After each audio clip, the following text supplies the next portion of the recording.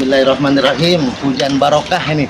Tuh turun hujan, kita 3:30 subuh berangkat bareng Kang Teguh dan Jikri ke kajian hikmah di Ahad subuh ketiga Masjid Nur Mainah. Mudah-mudahan diberikan keberkahan, kelancaran oleh Allah. Kita bahas tentang perjalanan Isra dan Mi'raj. Bismillah. Alhamdulillah, ba'da kajian kita makan lontong ayam sama gorengan. Jikri porsinya, alhamdulillah pada makan. Barokah. Ada yang ngantri pada kajian, kita sarapan dulu. Bismillah.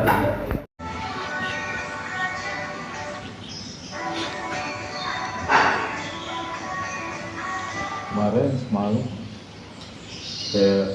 jadi lucu nih kalau tidur malam bisa kayak es dinginnya. Oh, dinginnya sampai ke tulang-tulang ya? Iya. Bisa begitu. Udah pakai selimut apa dingin.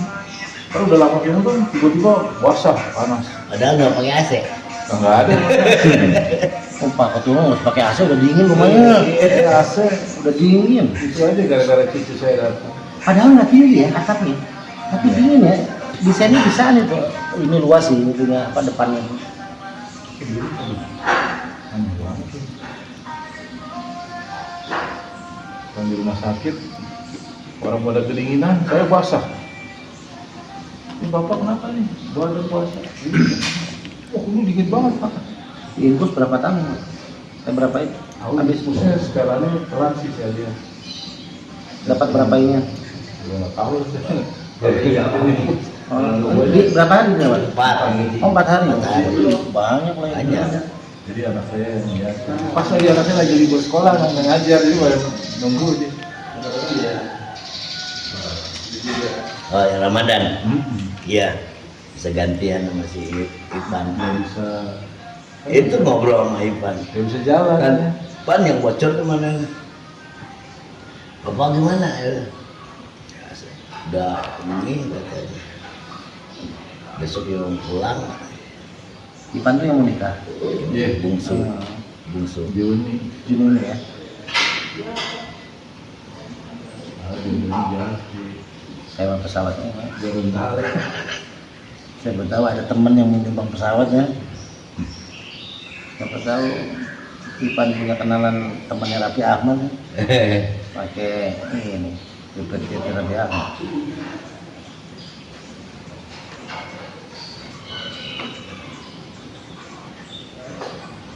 Di koperasi itu tempat saya sholat Jumat. Dulu kan saya sebelah kantor koperasi. Ustadz Yasin juga katanya sering suka di situ dulu.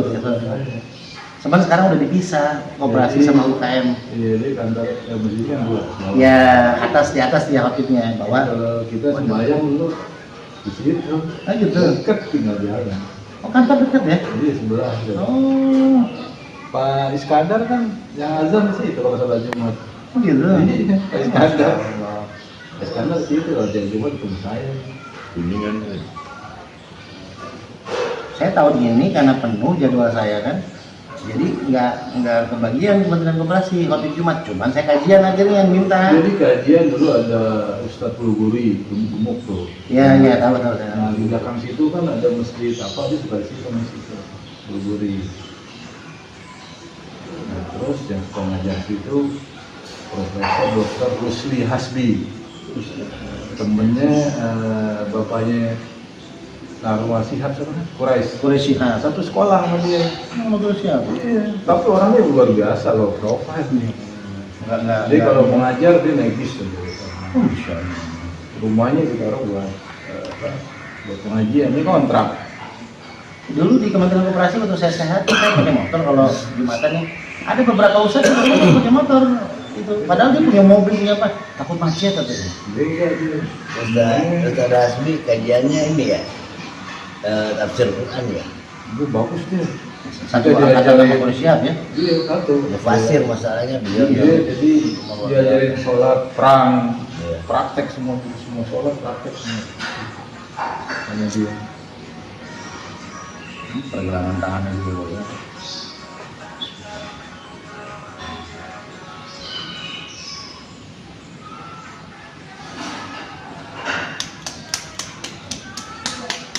makan kan. Asal tidurin, tapi jangan dilap.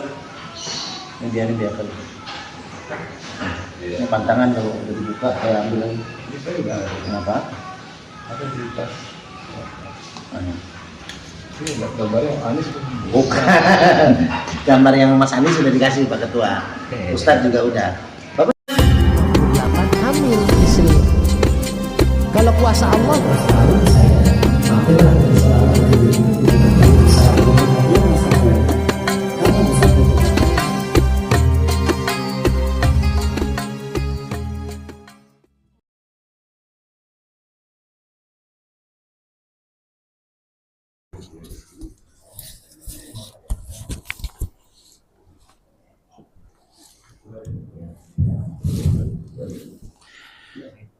أعوذ بالله من الشيطان الرجيم بسم الله الرحمن الرحيم السلام عليكم ورحمة الله وبركاته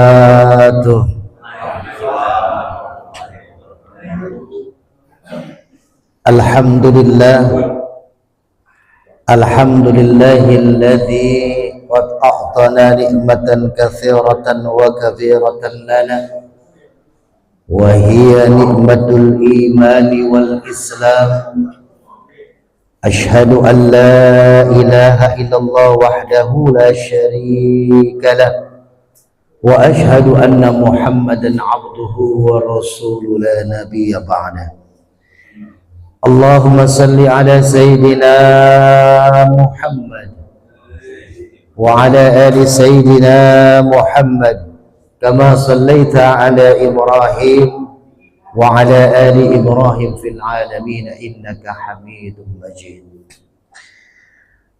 فقال الله تعالى في كتابه الكريم أعوذ بالله من الشيطان الرجيم بسم الله الرحمن الرحيم سبحان الذي أسرى بعبده ليلا من المسجد الحرام إلى المسجد الأقصى الذي باركنا حوله لنريه من آياتنا إنه هو السميع البصير صدق الله العظيم. Yang saya hormati dan mudah-mudahan Allah muliakan Ketua DKM Masjid Nur Mainah, saudara saya Haji Maulana, mudah-mudahan diberikan kesehatan, keberkahan, kelancaran oleh Allah Subhanahu wa ta'ala, amin. Yang saya hormati dan saya muliakan para asatid, para ulama, para sesepuh, tokoh masyarakat, para donatur, pengurus DKM Masjid, terutama sahabat saya Ustadz Yasin yang selalu membantu setia untuk membuatkan flyer kalau saya ceramah di mana-mana. Beliau luar biasa. Kajian saya di Kementerian Koperasi, beliau langsung bikin flyernya. Mudah-mudahan jadi jariah buat beliau. Dan semua jamaah Masjid Nur Mainah yang tidak bisa saya sebutkan saya persatu, tapi doa terbaik yang mana kita masih di bulan Rajab, di akhir bulan Rajab, insya Allah di bulan mulia ini semua niat hajat kita diterima Allah Subhanahu wa ta'ala, amin.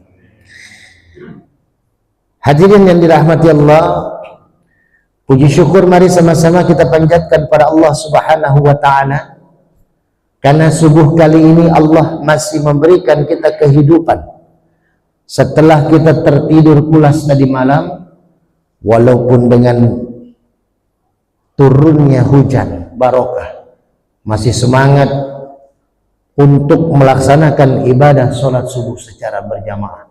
Maka subuh kali ini pahalanya double-double nih Pak. Pertama, waktu kita lagi enak-enaknya tidur kita ke masjid. Yang kedua, saat diuji hujan tapi kita tetap berangkat ke masjid. Nah, yang ketiga, ini bulan mulia di akhir Rajab.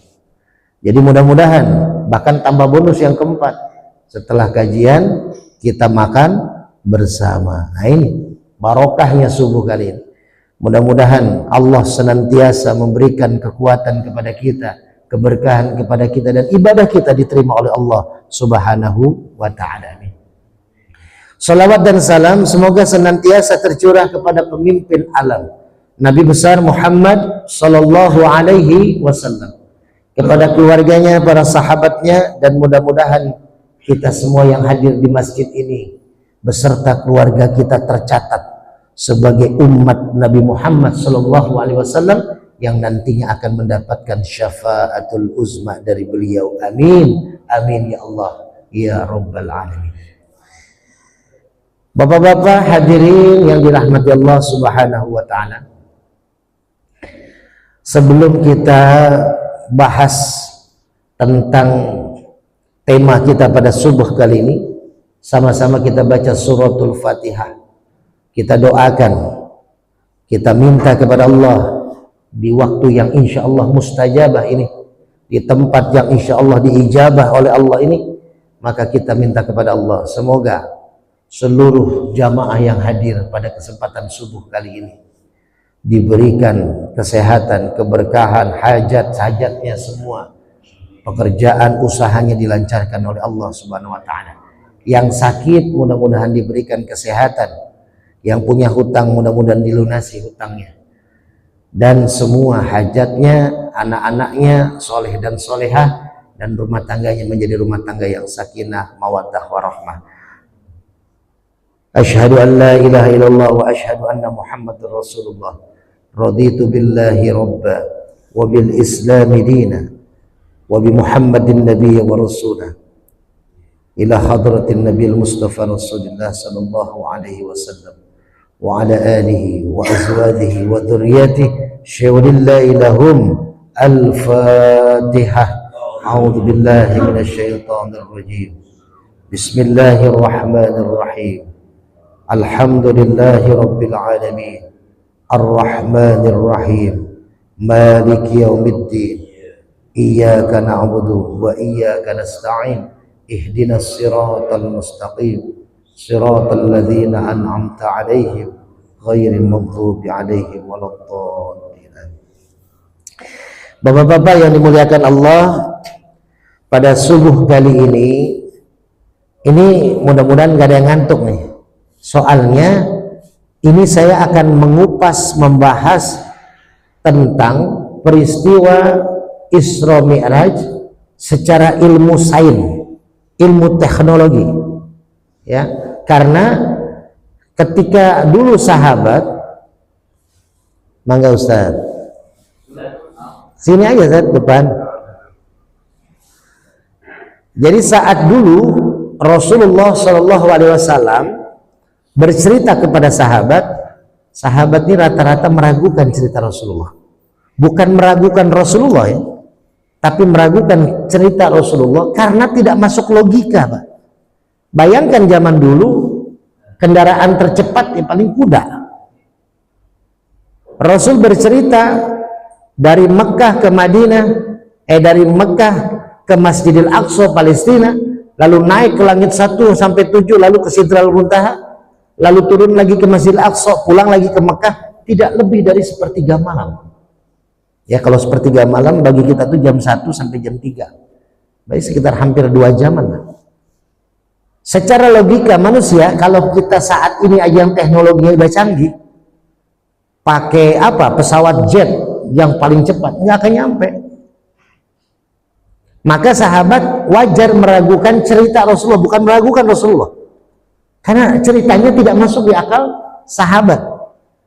Tapi Abu Bakar As-Siddiq satu-satunya yang langsung mempercayai apapun cerita dari Rasulullah, apapun perkataan dari Rasulullah, Abu Bakar langsung mempercayai. Makanya diberi gelar As-Siddiq, orang yang mempercayai. Kenapa? Karena Abu Bakar ingat bahwasanya Allah Subhanahu wa taala dalam Al-Qur'an mengatakan, wa ma yantiqu 'anil hawa in huwa illa wahyu yuha. Nah, langsung dapat minyak loh, Ustaz. Mas Teguh mana? Mas Teguh tadi udah nyambung yuha ya, belum saya kasih pertanyaan udah nyambung yuha. Nah, dapat minyak tuh, yuha ya, bukan yaho. Kalau Yahoo itu Google, ini Yuha. Jadi apa yang diucapkan oleh Rasulullah Shallallahu Alaihi Wasallam, yamtiqu itu ucapan, perkataan. In huwa dari Rasulullah illa wahyu yuha, itu bukan sekedar ucapan, tapi itu wahyu yang Allah berikan kepada Rasulullah Shallallahu Alaihi Wasallam. Jadi Rasulullah tidak ngarang. Kalau kita cerita ini itu, mohon maaf ya, walaupun saya Ustadz Mubalik, kadang cerita kita ditambah-tambahin biar bikin suasananya luar biasa ya. Kan ada kejadian-kejadian film kisah nyata ya, Ustadz Yasin tahulah karena dulunya di Antv kan. Nah, jadi yang namanya kisah nyata dulu Vina Cirebon ya, meninggal dunia, lalu dibikin film, itu ditambah-tambahin tuh film itu ya, itu karangan ya, walaupun mungkin kejadiannya asli dibikinkan film, tapi yang diceritakan oleh Rasulullah tidak ada karangan sedikit pun. Yang keluar dari lidah Rasulullah adalah wahyu yang Allah berikan. Nah maka nih, kenapa peristiwa hebat ini kok meragukan para sahabat? Karena tidak masuk logika. Masa iya Rasulullah ya perjalanan secepat itu, sejauh itu bisa sangat singkat? Kita kupas Pak pada subuh kali ini, mudah-mudahan nyampe. Seharusnya ini 2,5 jam kalau mengupas surat ini, satu ayat dong. Ayatnya surat Al-Isra yang saya baca ayat pertama. Ini kalau kita kupas itu kita akan belajar tentang fisika kuantum. Ya, cuman saya nggak akan sejauh itulah. Karena pertama mungkin jamaah juga pusing, saya juga kurang ngerti cara ngejelasinnya gitu ya. Jadi kita yang enak-enak aja lah, biar nanti makannya juga ketelen. Kalau yang susah-susah nanti makan nggak ketelen Pak, mikirin tuh. Ya. Nah, bismillahirrahmanirrahim, mudah-mudahan Allah berkahi kajian kita subuh kali ini. Ayat ini Pak, satu ayat aja kita bahas biar kita paham nih ayat ini, karena tiap tahun kita menyelenggarakan di bulan Rajab ini Isra dan Mi'raj. Tapi kemungkinan yang dibahas kalau tablik akbar segala macam tuh bahasannya tentang masalah sholat doang kan, peristiwa cerita. Ini saya nggak akan, karena udah sama-sama tahu lah ceritanya kan. Rasulullah sedang bersedih karena kehilangan pamannya tercinta Abu Thalib, lalu kehilangan juga istri tercinta beliau yang berjuang bersama beliau selama 15 tahun lebih ya, Siti Khadijah meninggal dunia. Maka tahun itu dikatakan apa? Tahun apa Pak? Tahun apa? Ayo dapat minyak? Hah? Kalau Ustadz nggak saya jawab, pasti dikasih apa? Bahasa Indonesia aja nggak apa-apa. Tahun apa?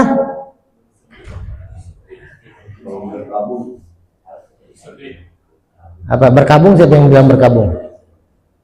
Kan Teguh? Hah? Pak RT? Oh, Pak RT dapat mulu ini, luar biasa Pak RT ini. Padahal kita nggak janjian WA-an, saya nggak ngasih tahu bocoran soal ke Pak RT, walaupun berkabung. Ada istilah berkabung. Zaman Rasul kayaknya belum ada Pak RT yang berkabung. Amul Hazni artinya tahun kesedihan. Tahun kesedihan. Bayangkan 2 orang sosok yang membela beliau. Beliau berdakwah, Abu Thalib pamannya, ada yang mau mengganggu Rasulullah, maju duluan. Siti Khadijah apalagi hartanya habis buat perjuangan dakwah Rasulullah Sallallahu Alaihi Wasallam. Meninggal 2 sosok ini, maka luar biasa Pak. Coba Pak, kalau kita kehilangan seorang istri yang hari-hari, bagaimana beliau ini, istri kita ini memberikan sarapan pagi buat kita, pakaian kita terima rapi, terima bersih. Kita nggak tahu tuh pakaian gimana cara dicucinya, disetrikanya, tentunya udah rapi, mau kita pakai ceramah, mau kita pakai ke masjid, mau kita pakai ke kantor. Anak-anak kita totonya makin gede, kita nggak tahu bagaimana repotnya istri mengurus anak-anak kita. Kita pergi pagi pulang malam cari nafkah, sama capek lelah, tapi kita nggak tahu istri seharian dari pagi sampai malam menjaga merawat anak kita. Kalau kita masih ada nongkrongnya di kantor, masih ada istirahatnya jam kantor, istri tidak ada istirahatnya jam kantor. Ini bagaimana Siti Khadijah ketika meninggalkan Rasulullah. Perjuangan, kasih sayang, kenangan, semua tertumpuk pada Siti Khadijah. Maka Rasulullah tidak pernah menikah lagi sebelum Siti Khadijah meninggal dunia.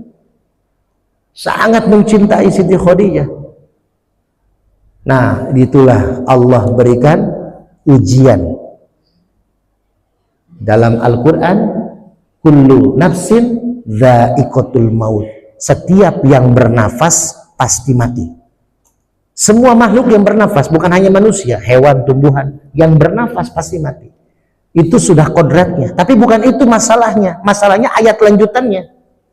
Wa nabluukum, sebelum kamu mati, wa nabluukum, aku akan uji kalian, bisyarri wal khairi fitnah wa ilaina turja'un. Sebelum kamu mati, aku uji kalian dengan ujian keburukan dan ujian kebaikan, dan semua akan kembali kepadaku, kata Allah. Nah, Rasulullah di situ merenung, Pak. Sedih Rasulullah. Tapi Rasulullah merenung, sabar, ikhlas. Akhirnya, inna ma'al usri yusra. Setelah kesulitan yang Allah kasih, di situ disertai kemudahan. Bukan setelah, Pak, disertai. Jadi kalau ada kesulitan, Allah menyertai jalan keluarnya. Berbarengan tuh, kalau kita dikasih kesulitan, berbarengan Allah memberikan jalan keluar. Akhirnya apa yang terjadi? Malaikat Jibril diperintahkan oleh Allah mengajak Rasulullah menjalankan peristiwa Isra dan Mi'raj. Pasti kita sama-sama tahu kisahnya. Tapi kita kupas secara ayat. Pertama, ayat ini dibuka dengan kalimat subhanalladzi. Subhanallazi, artinya maha suci Allah yang. Itu artinya tuh. Asal kalimatnya adalah subhanallahilladzi, maha suci Allah yang. Jadi subhanallahilladzi, kalimat subhanallah, kalau kita mau teliti di dalam Al-Quran, jarang sekali Allah menggunakan ayatnya memakai kalimat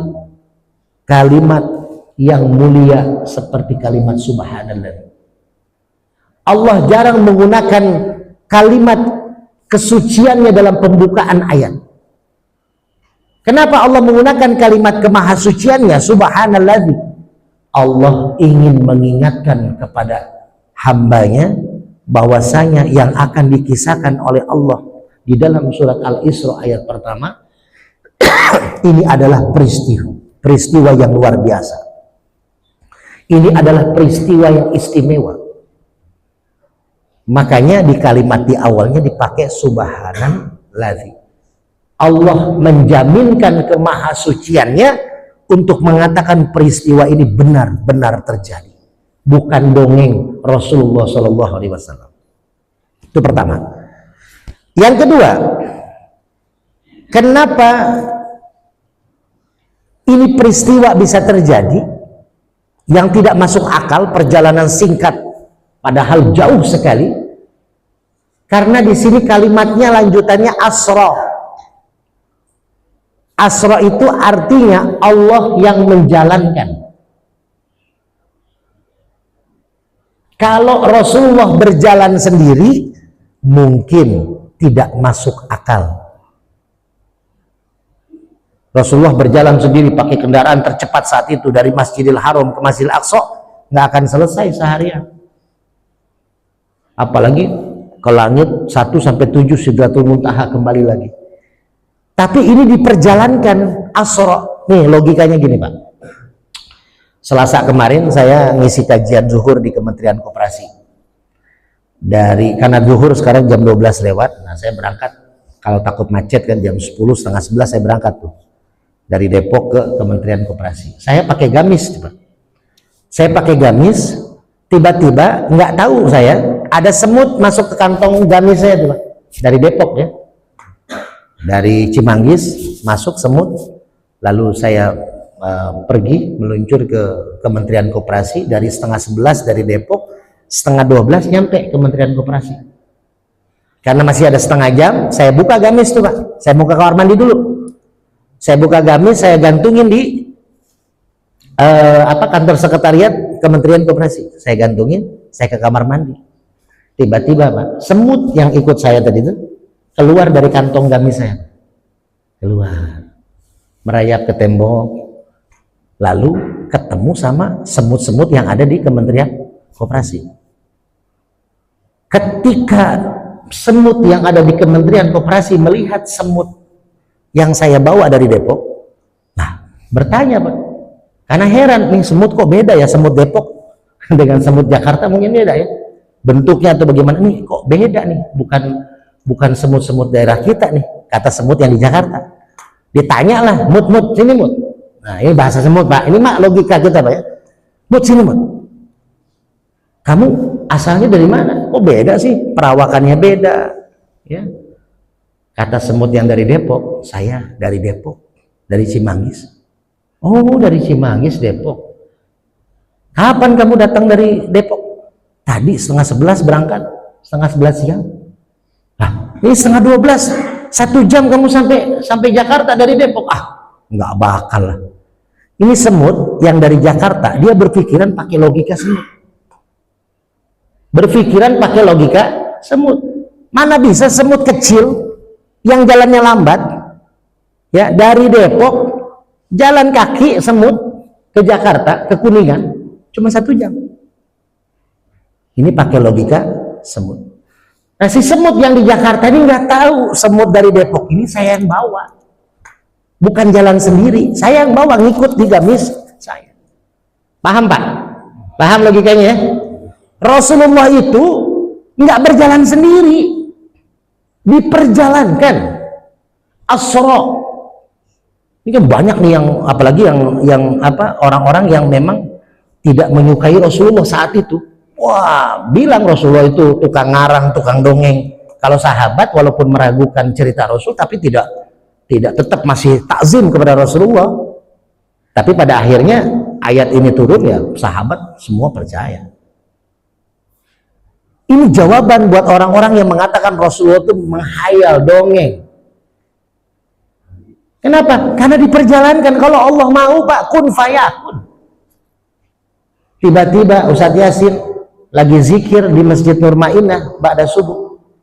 Pas melek, kok saya udah ada di Antv misalkan. Yang nggak tahu ternyata lagi tidur, diangkat sama Pak Maulana, dibawa mobil, ya bawa ke Antv. Mau melihat kenangan dulu kerja di sana gitu. Karena diperjalankan kan. Gitu, Pak. Sama aja kita mungkin Pak pernah sakit. Ketika sakit kita udah saking sakitnya, kita pingsan, kita nggak tahu, tahu-tahu pas bangun udah di mana. Tuh. Nah, Rasulullah Shallallahu Alaihi Wasallam diperjalankan oleh Allah, bukan berjalan sendiri. Maka kalimatnya asra. Dengan apa perjalanannya? Nah, ini Pak. Dengan apa perjalanannya? Nyambung di kalimat bi'abdihi. Tuh, satu kalimat kita kupas Pak.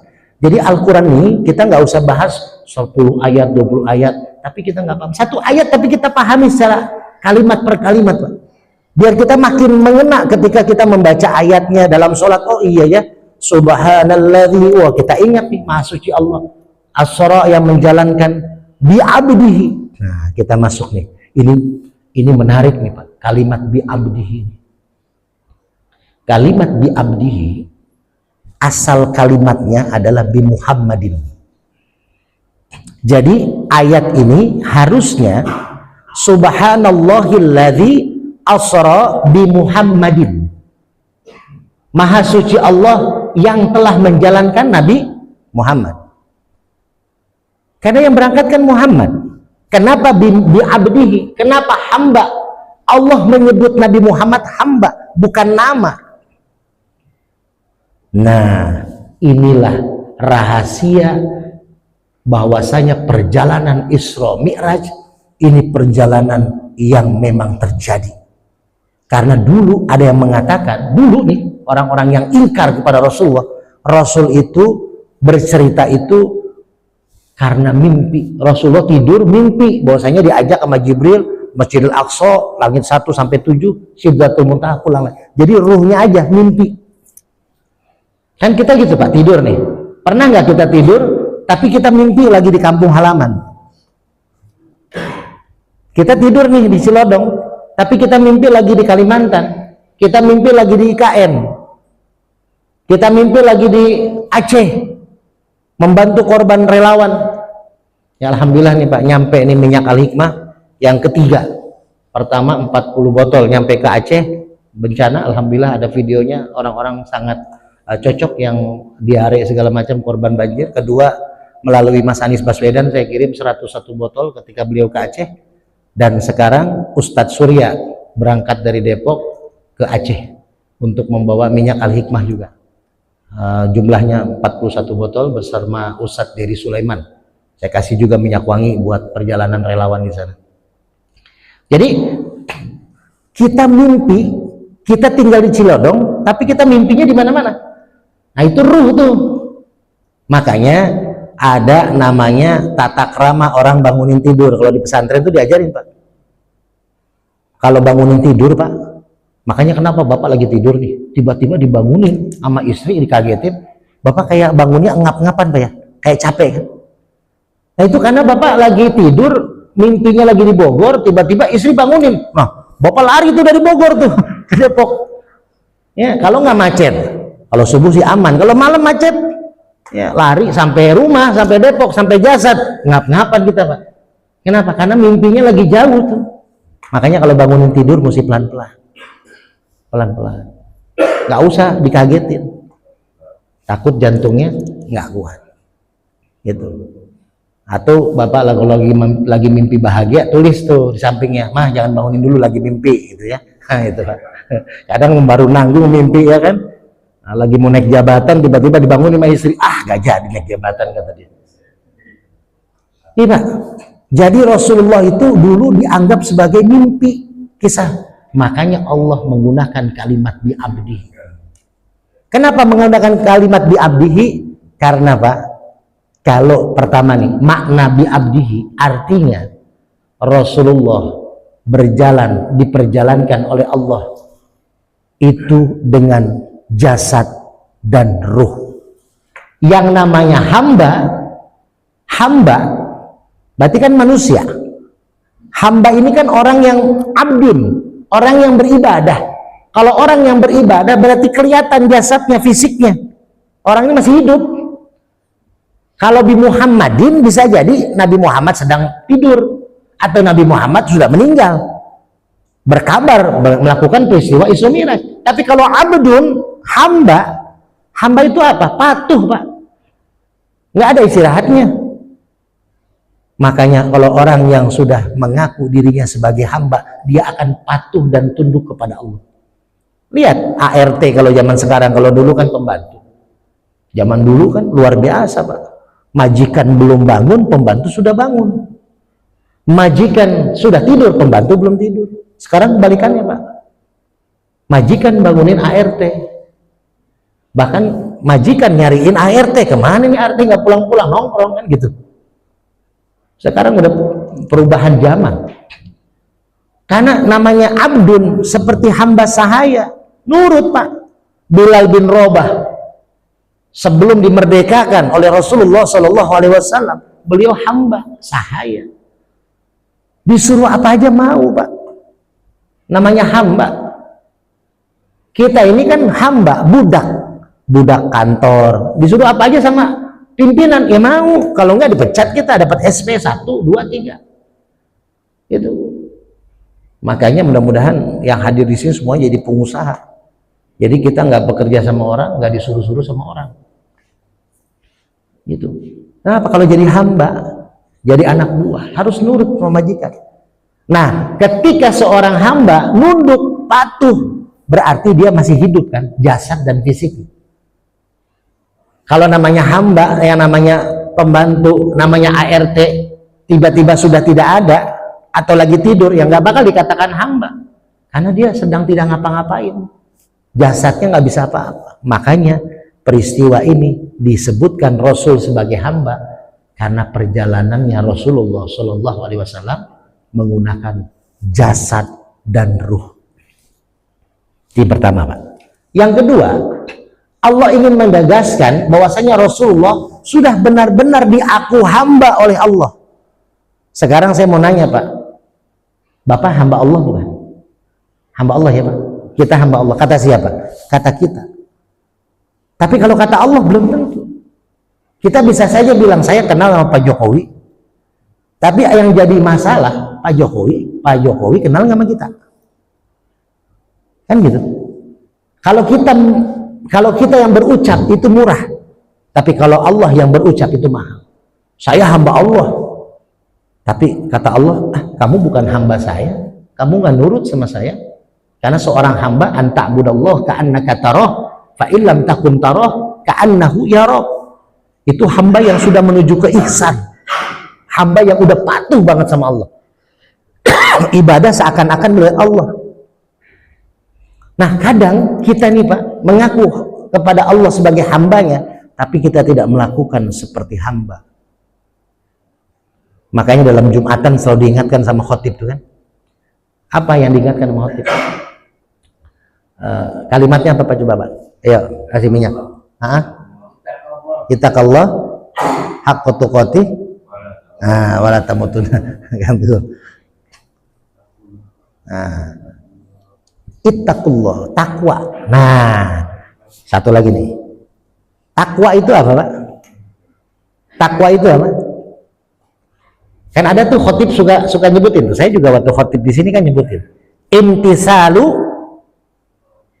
awamirihi wajtinabu.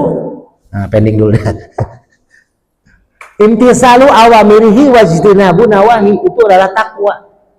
Artinya mengerjakan nah siapa yang jawab? Yang belum tapi belum tuh, itu takwa, mengerjakan perintah Allah dan meninggalkan larangan Allah. Jadi namanya hamba, kita mengerjakan perintah Allah, meninggalkan larangan Allah, maka dapat kalimat predikat hamba. Nah, kita masuk Pak. Nih, ini lebih rumit lagi. Kita singkat-singkat aja karena biar nggak terlalu dingin. Oh, ini apa? Sop kambingnya. Sop kambing saya sini. Jadi kita masuk ke ayat lanjutannya. Lailan minal masjidil haram ilal masjidil aqsa. Ada kalimat lailan, malam. Kenapa malam perjalanannya Pak? Kenapa tidak pagi, tidak siang, tidak sore, atau tidak subuh hari, tapi malam? Makanya dibilang sepertiga malam. Pertama Pak, di waktu malam, itu waktu yang sangat luar biasa energi yang ada di bumi kita. Makanya di situ disarankan untuk sholat malam, sholat tahajud. Saya udah 20 tahun lebih Pak, kalau nggak sakit, saya malam tuh nggak pernah tidur sampai pagi, sampai subuh. Kalau nggak sakit banget ya, di atas jam 12 tuh sampai subuh saya nggak tidur. Walaupun kajian saya nggak tidur. Makanya waktu saya kecelakaan mau ngisi kajian di Nur Mainah, saya dari hari Jumat nggak tidur sampai hari Minggu. Jadi ngantuk bawa motor. Karena mau istirahat, ada tamu lagi berobat, karena dulu diporsir banget. Nah, kenapa malam itu saya nggak tidur? Ya kalau yang pekerja jangan ikutin ya. Karena saya diajarkan oleh guru-guru hikmah. Saya ini kan orang pada datang ke rumah berobat, konsultasi, apalagi berobat nih. Kadang-kala yang non medis, kalau medis sih oke lah. Kadang dokter-dokter juga datang ke rumah bawa pasien, kadang beliaunya yang berobat. Nah, ketika kita mengobati orang-orang yang non medis, Pak, mohon maaf, kadang ya kita diperlihatkan, kita harus percaya rukun iman kan. Ada serangan gaib segala macam. Kita malam itu nggak boleh tidur. Kalau tidur kita lagi ngebentengin orang lain, ketika kita lagi menzikirkan orang lain, apalagi saya pernah ngobatin jarak jauh sampai ke Madura. Ada orang Madura sakit ketika ngobatin orang, dia tukang ngobatin orang, ustadz juga tapi sakit. Akhirnya lewat video call pengobatannya dari Depok ke Madura. Tuh, zaman sekarang ya. Udah mulai terlihat kan. Kita video call itu teknologi canggih.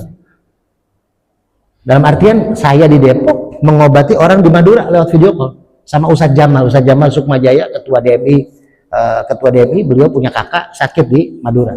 Jadi Ustadz Jamal datang, Kiai minta tolong obatin kakak saya, ketakutan pulang ke rumah, seminggu nggak mau pulang ke rumahnya, di rumah anaknya. Akhirnya video call, saya bilang coba di punggung sebelah kanan terasa apa, panas, udah buka ada tanda lahir situ, olesin air putih, jarak jauh Pak. Itu teknologi yang kita harus renungi bahwasanya ini Isra Mi'raj ini teknologi seperti itu udah ada, Pak. Ini kita bahasain nih. Kenapa malam? Karena malam itu energinya cepat. Coba Pak, Bapak kalau nggak percaya, nanti ya saya akan bahas kalau kan nanti bulan depan kayaknya masih ada minggu ketiga ya Ustaz Yasin ya. Minggu ketiga kita masih ada, tapi kita bahasnya Sya'ban ya.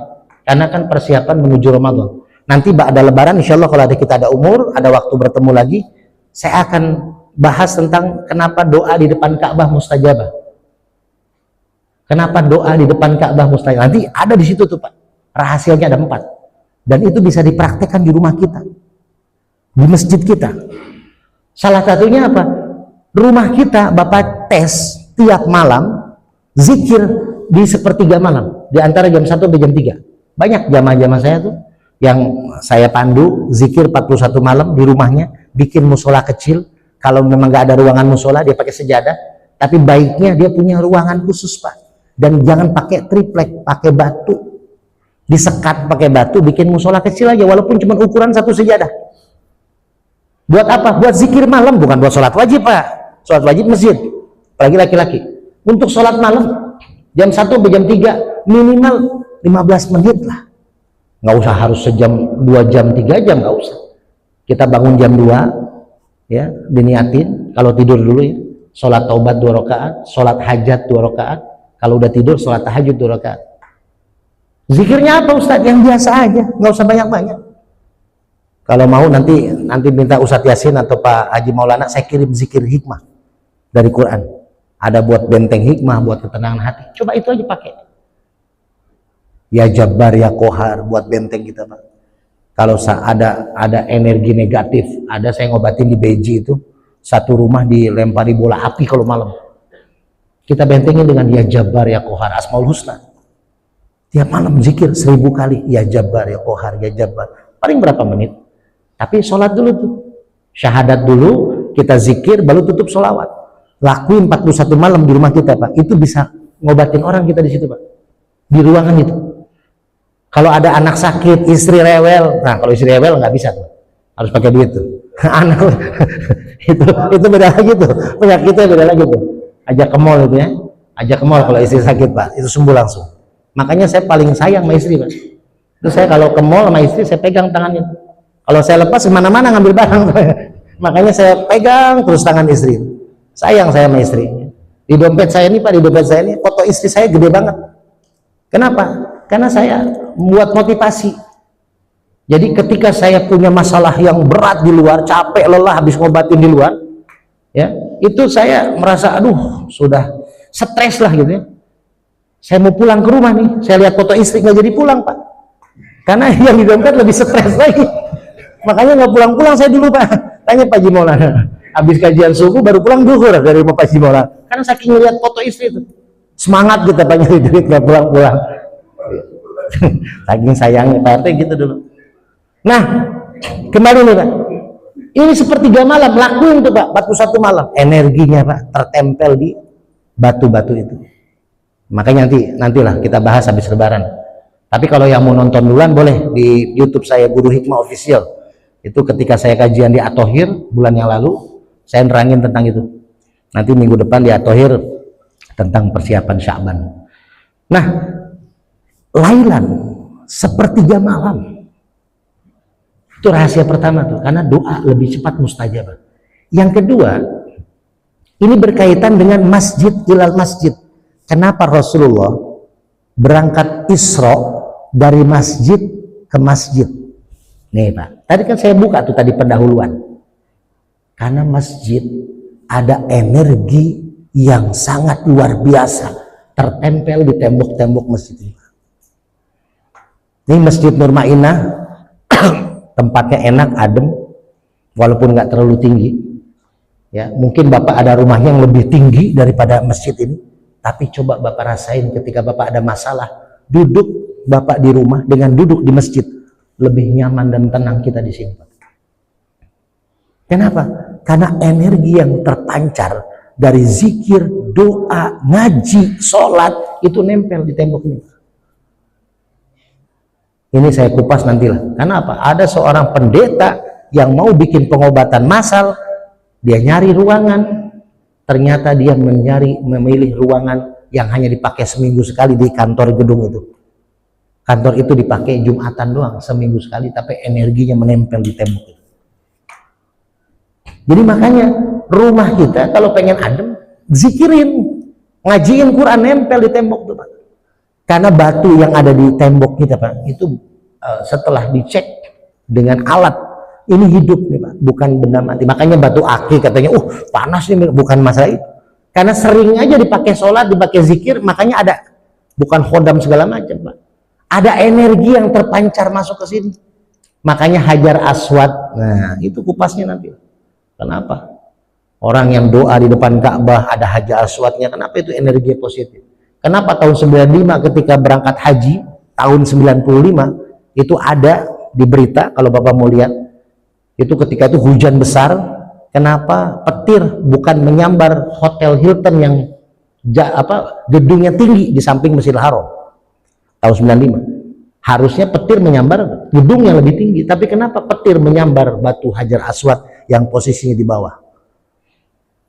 Karena energi batu yang tersimpan energi zikir akan menyerap energi positif. Nih Pak, jadi yang dikatakan buruk kendaraan Rasulullah ketika berangkat dari Masjidil Haram ke Masjidil Aqsa, ada yang menggambarkan sebagai kuda betina lah, wajahnya wajah cewek, itu kan ingin menjelek-jelekan Rasulullah.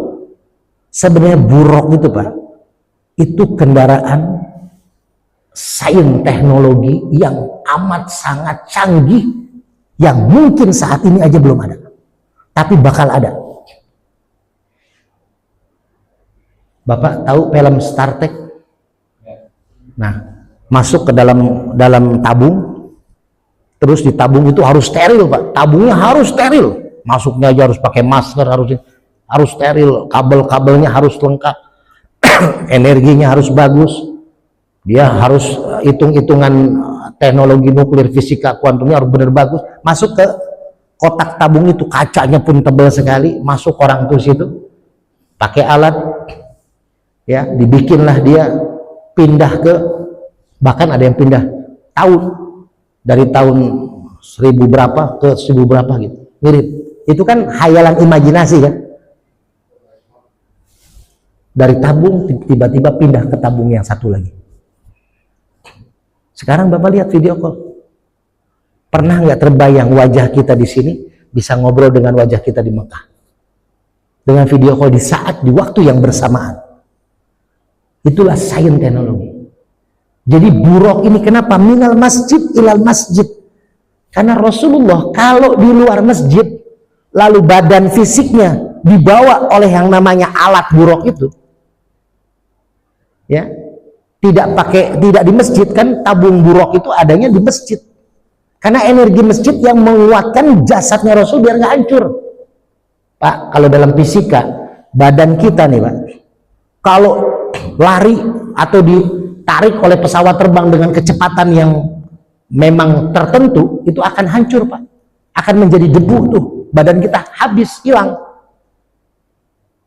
Jadi kalau kita diputar, pernah lihat kan ada yang namanya film itu, orang dibikin cepat kayak kecepatan cahaya, selesai hilang Pak, jadi debu, nggak ada tuh tengkoraknya juga nggak ada, hilang.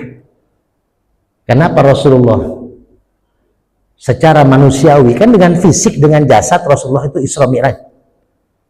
Kenapa Rasulullah tidak hancur badannya?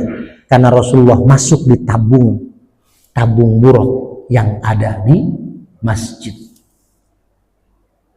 Makanya masjid ini Pak, energinya luar biasa. Makanya saya bahagia Pak. Ini salah satu masjid yang saya bilang Pak Haji Maulana, ini seperti rumah kedua. Karena di Masjid Nur Mainah, subuh-subuh itu bukan hanya senang untuk sholat subuhnya, tapi kajiannya pun semangat. Ya nggak tahu karena ada sarapannya, ya apa memang semangat ya Pak RT ya. Tapi memang tanpa ada sarapan pun semangat. Kenapa Pak? Ini yang akan membuat kita, kan subuh itu menjelang setelah sepertiga malam. Beda suasananya Pak kalau zuhur. Walaupun tetap nikmat kita sholat duhur berjamaah di masjid, asar berjamaah di masjid, maghrib isya berjamaah di masjid, tapi dengan subuh berjamaah di masjid itu beda Pak. Suasana batin beda. Maka Rasulullah seringkali beritikaf, apalagi nanti nih bulan Ramadan. Ya, 10 hari terakhir Rasulullah nginep di masjid, itikaf di masjid. Karena masjid ini energi luar biasa Pak. Bapak kalau ada masalah udah izin aja Pak Haji Maulana. Pak Haji, saya jadi marbot lah sebulan. Ada lagi masalah di rumah nih, nggak pulang dulu dah gitu ya. Di masjid Pak. Cuman jangan sampai istri nyusul ke masjid Pak. Kenapa? Adem Pak. Masjid itu, ya Allah Pak, saya dulu waktu sehat sering banget tidur di masjid Pak. Sering banget, nikmat tidur di masjid itu. Niat itikaf. Di Kementerian Koperasi kalau Bapak lihat YouTube saya, itu karyawannya tuh banyak karyawan. Kalau Jumatan bisa 2000 orang, lantai 1 bawah 2. Ustadz Yasin udah dulu sering sono sholat Jumat. Itu kalau kajian duhur banyak yang tidur ketimbang yang duduk. Tapi saya senang Pak. Bahkan kajian saya kan setiap Selasa pada zuhur, saya kemarin 2 minggu 2 kali ngisi. Itu yang terakhir lebih banyak Pak orang yang hadir, tapi lebih banyak orang yang tidur. Maksudnya yang tidur lebih banyak sekarang daripada yang sebelumnya. Kenapa? Oh berarti orang pengen dengerin cuma ngerebahan karena habis kerja. Jadi saya tidak mengganggu. Tapi kata DKM-nya, antusias yang tiduran itu ternyata mendengarkan. Kan ada kisah tuh Pak. Rasulullah ketika mau ke masjid, tiba-tiba hampir ditabrak sama iblis. Apa kata Rasulullah? Hei iblis, kenapa kamu ketakutan keluar dari masjid? Apa kamu takut sama yang sholat di masjid? Kata iblis apa? Ya Rasul, saya mau goda orang sholat, tapi saya takut sama yang lagi tidur di masjid. Tuh Pak, iblis lebih takut sama yang tidur di masjid ketimbang yang lagi sholat di masjid. Kenapa? Karena orang yang lagi tidur dia berilmu, niat iktikaf, ternyata tidur di masjid bisa lebih afdol daripada sholat di masjid. Tapi jangan diikutin Pak. Saya mau tidur aja lah. Ya, karena sholatnya tidak pakai ilmu. Sholatnya yang saya ceritakan dulu tuh, yang di awal kajian kita tuh. Wa makana sholatuhum indal baiti illa muka'a wa tasdiyah. Orang sholat di depan Ka'bah nggak diterima Allah. Ya, sia-sia sholatnya, hanya bertepuk dan bersiul. Jadi bacaan sholat doang, gerakan sholat, karena hati pikirannya nggak sholat. Jadi nggak ada ilmunya sholatnya gitu. Makanya iblis lebih takut sama yang tidur. Nah, apa bahasanya tuh Pak? Ayo, naumul alim terkenal tuh kalau bulan puasa tuh. Bulan puasa tuh motonya tuh naumul alim khairun min ibadatil jahil. Artinya aja apa Pak? Tidurnya orang yang berilmu, pernah dengar kalimat itu? Lebih baik daripada sholatnya orang bodoh. Kang Teguh punten, harusnya jikri ini kasihin minyak. Tuh, tidurnya orang berilmu lebih baik daripada sholatnya orang-orang yang bodoh tidak ada ilmu.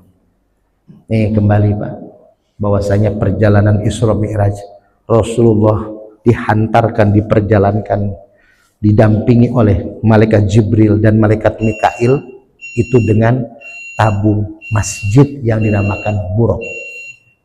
Maka ini perjalanannya akan menjadi bukti bahwasanya perjalanan Isra Mi'raj perjalanan yang bukan hanya sekedar dongeng, tapi perjalanan yang memang Allah perjalankan dengan menaruhkan kemahasuciannya, dengan Allah memberikan jaminan peristiwa ini benar terjadi. Karena apa? Karena Allah menggunakan kalimat subhanalladzi di awal ayat ini. Dan intinya apa? Kita tahu, sama-sama tahu, hadiah yang Allah berikan ketika peristiwa Isra Mi'raj adalah hadiah sholat. Maka sholat ini diramu sama Allah, diberikan kepada Rasulullah dan para kita semua itu dalam peristiwa yang dahsyat. Kenapa? Karena sholat adalah tiang agama. Idza soluhat amalu kullu. Ketika sholatnya baik, maka amal yang lain baik. Yang saya sebutkan 5 itu kan, syahadat, sholat, puasa, zakat, haji. Nah ini 2 yang paling utama, syahadat dan sholat.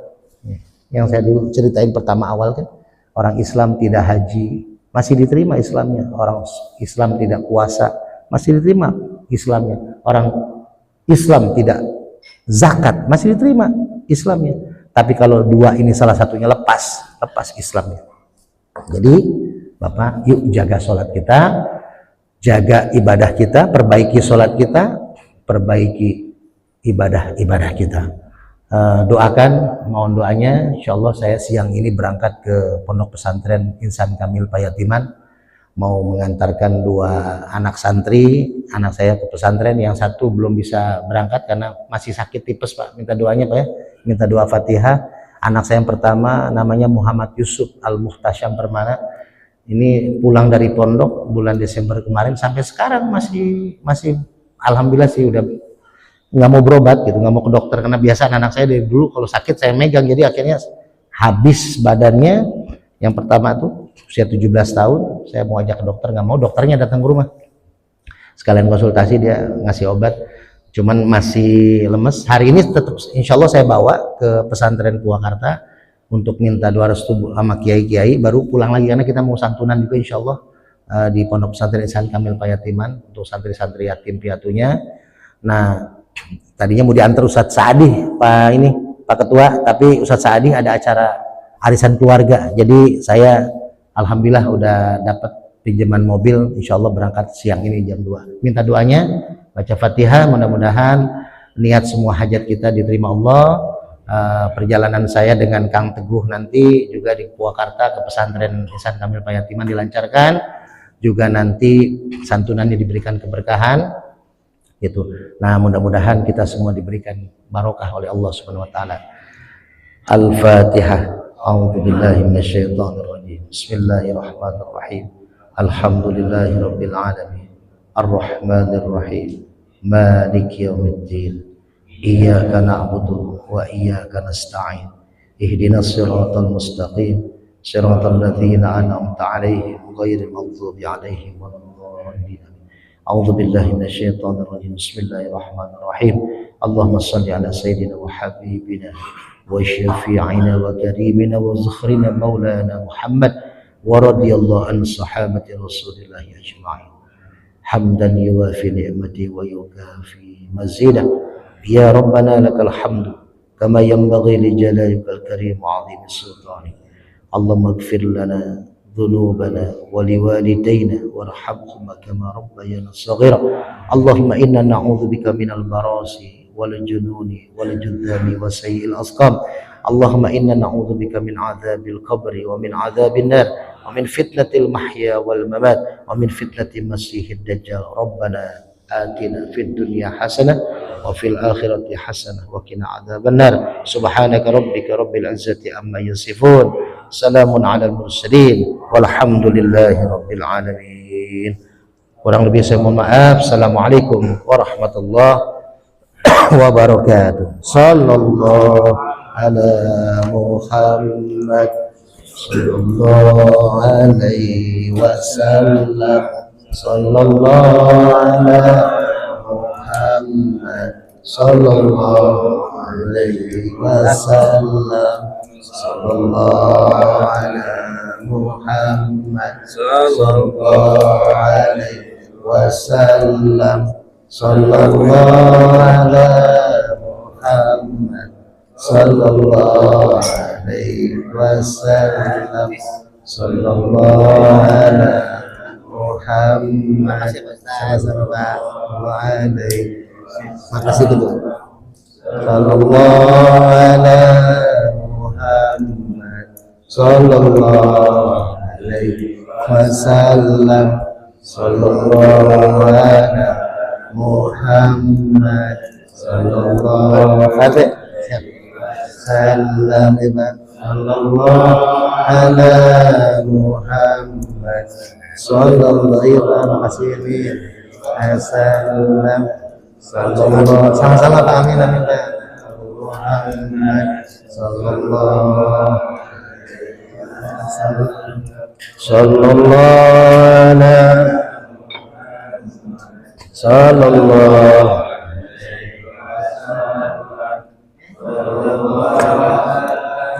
Muhammad sallallahu alaihi wasallam.